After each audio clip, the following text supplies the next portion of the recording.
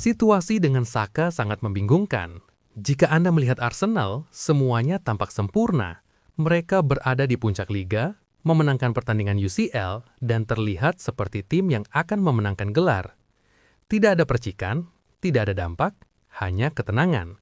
Dia hampir tak terlihat di setiap pertandingan. Dan ini orang yang sama yang disebut sebagai wajah Arsenal. Pemain yang menjadi pusat segalanya, dan sekarang ia tampak seperti bayangan dari versi itu. Jadi, apa yang sebenarnya terjadi? Malam-malam di Liga Champions, pertandingan besar di Liga Premier, Saka telah melakukannya secara konsisten selama beberapa musim. Dia juga telah meraih penghargaan besar seperti pemain muda terbaik tahun ini dan tempat di tim terbaik musim ini. Tetapi pada saat yang sama, rasanya ia tidak mendapatkan pujian yang sama seperti pemain lain.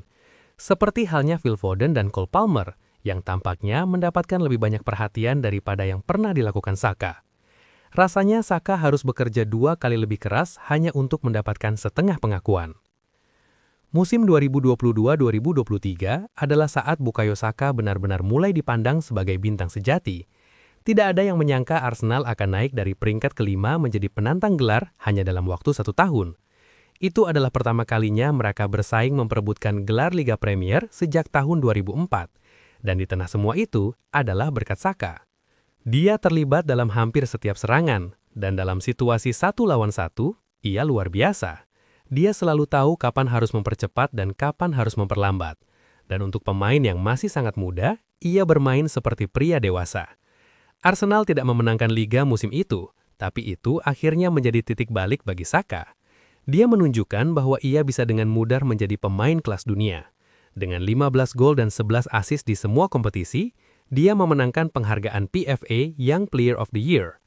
Jelas bahwa Arsenal memiliki seorang superstar yang sedang naik daun, dan ia mewakili semua yang diperjuangkan klub dan menjadi wajah era baru di bawah Mikel Arteta.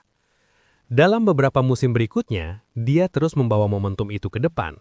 Sekarang, tim-tim mulai menghormati betapa berbahayanya dia, terutama di sisi sayap. Jadi, lawan melakukan penjagaan ganda untuk menutup ruang geraknya. Hal itu membuat permainannya terlihat kurang menarik, tetapi angka-angkanya justru meningkat. Dia menyelesaikan musim 2023-2024 dengan 20 gol dan 14 assist di semua kompetisi, performa terbaik dalam kariernya.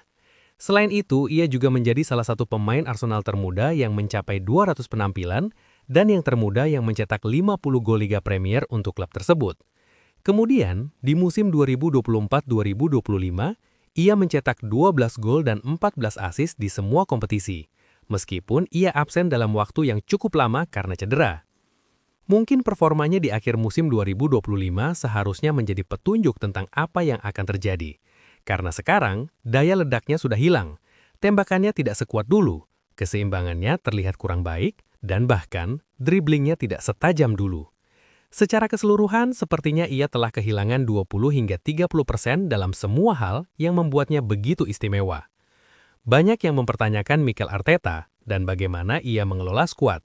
Saka telah bermain tanpa henti selama bertahun-tahun, hampir tidak mendapat istirahat, terus-menerus menjadi starter dan bermain penuh dalam pertandingan. Rasa-rasanya dia terlihat kelelahan. Tapi jujur saja, jika Anda melihat penampilannya di akhir musim 2024-2025 dan musim 2026-2025, ini tidak terasa seperti masa sulit jangka pendek lagi. Sisi fisiknya terlihat jelas saat Anda menontonnya. Dia terlihat lebih lambat, lebih lesu, baik dalam cara dia bergerak maupun cara dia mengambil keputusan. Terkadang dia menembak ketika seharusnya mengoper. Terkadang dia melakukan umpan silang ketika umpan sederhana seharusnya cukup. Dia memilih opsi yang salah.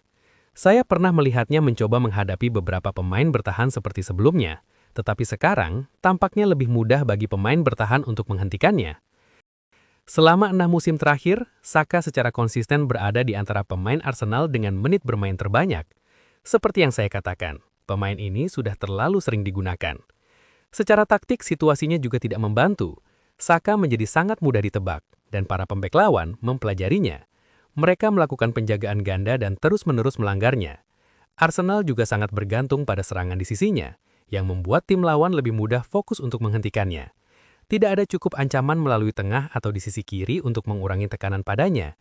Jadi, ia akhirnya terisolasi dan hanya dikerumuni. Cara Arsenal bermain saat ini sama sekali tidak membantu Saka. Arteta telah menggeser tim ke arah permainan yang lebih terkontrol selama bertahun-tahun. Dan yang kita saksikan sekarang sangat berbeda dengan yang kita lihat di musim 2022-2023. Mereka ingin lebih terorganisir dalam bertahan agar tidak kebobolan dalam serangan balik. Sikap pasif itu berarti mereka bergerak maju dengan lambat. Dan bek sayap tetap berada di posisi aman untuk menghentikan serangan balik.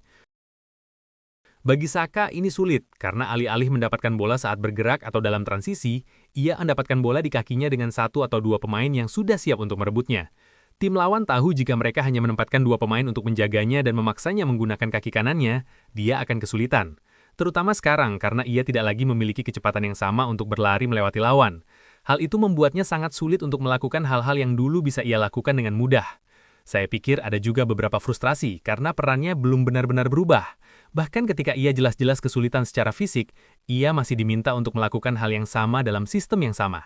Saya telah melihat banyak penggemar Arsenal meminta agar Madueke atau Doman diberi lebih banyak kesempatan jika Saka sedang tidak dalam performa terbaik. Bukan hal yang baik ketika pemain yang dibayar 300.000 paus per minggu dikalahkan oleh Noni Madueke. Jangkaan waktu cedera tentu saja memperburuk segalanya. Robekan hamstring tingkat 3 biasanya membutuhkan waktu berbulan-bulan untuk pulih sepenuhnya, terutama di level tertinggi. Tetapi dia kembali lebih cepat dari yang diharapkan setelah operasi, yang mungkin menyebabkan kerusakan jangka panjang. Kemudian dia cedera hamstring lainnya yang kemungkinan karena kompensasi berlebihan. Sekarang tubuhnya tidak lagi merespon dengan cara yang sama. Secara mental itu juga berperan. Ketika Saka tidak bisa melakukan hal-hal yang dulu bisa ia lakukan di level tertinggi, itu memaksakan sesuatu. Berusaha terlalu keras, terlalu banyak menggiring bola, dan terburu-buru mengambil keputusan. Ketika para pemain bertahan sudah mengetahui kelemahannya, itu menjadi lebih sulit. Seperti yang saya sebutkan sebelumnya, ada banyak momen di mana pengambilan keputusannya merugikan tim. Ada banyak situasi di mana dia bisa saja memainkan pemain seperti Gyökeres, tetapi ia tidak melakukannya. Sebaliknya, ia menahan bola atau menembak sendiri. Saka hanya memiliki 9 gol dan 5 assist di semua kompetisi musim ini.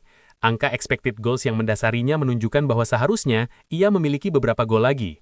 Tidak membantu juga bahwa chemistry di sekitarnya tidak sama seperti dulu.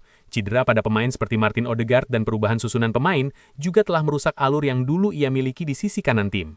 Rasanya sangat frustrasi karena kita telah melihat betapa bagusnya dia dulu. Kita telah melihatnya mendominasi pertandingan, tampil di momen-momen penting, dan benar-benar membawa tim Arsenal ini. Dia mewakili sesuatu yang lebih besar dari sepak bola. Dia adalah simbol dari hubungan mendalam antara Arsenal dan para penggemar. Jadi pertanyaan sebenarnya adalah, kemana Arsenal akan melangkah dari sini? Arteta sudah mencoba sesuatu yang baru, seperti menempatkan Saka lebih sentral sebagai peran nomor 10, lantaran dulu ia pernah bermain di peran itu sebelumnya.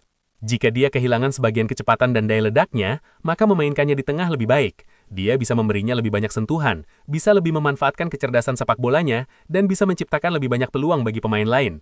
Ini juga menjauhkannya dari pertarungan 1 lawan 1 yang terus-menerus di sisi lapangan, di mana ia terus-menerus dikepung dan ditendang sepanjang pertandingan. Sebaliknya, dia bisa lebih terlibat, lebih sering menguasai bola dan menciptakan peluang bagi rekannya. Hebatnya tentang Saka adalah, dia masih bekerja keras di setiap pertandingan, masih membantu pertahanan, masih memberikan segalanya untuk tim, dan banyak hal yang ia lakukan tanpa bola yang tidak diperhatikan. Kenyataannya adalah, tim-tim terlalu fokus untuk menghentikannya, karena ia masih menjadi salah satu ancaman terbesar Arsenal. Itulah mengapa orang-orang masih sepenuhnya percaya padanya. Jika Arsenal bisa menemukan keseimbangan yang lebih baik dalam fase serangan, itu akan mengurangi tekanan pada timnya. Dia bisa saja kembali ke performa terbaiknya. Tapi lebih dari segalanya, menurut saya, Saka hanya butuh istirahat. Saat ini ia terlihat sangat kelelahan secara fisik, dan dengan Piala Dunia yang akan datang, sepertinya ia tidak akan banyak beristirahat dalam waktu dekat. Setelah memainkan begitu banyak pertandingan selama bertahun-tahun, terutama dalam jangka waktu yang lama tanpa istirahat, sepertinya hal itu berdampak padanya. Untungnya bagi penggemar Arsenal, anggota tim lainnya benar-benar meningkatkan performa mereka musim ini. Itulah sekilas ulasan tentang Bukayo Saka di Arsenal yang telah kita simak bersama. Jika kalian ingin berpendapat berbeda atau sekedar dukungan, silahkan ketik di kolom komentar di bawah. Terima kasih sudah menonton hingga detik ini, dan tunggu ulasan menarik lainnya di video selanjutnya.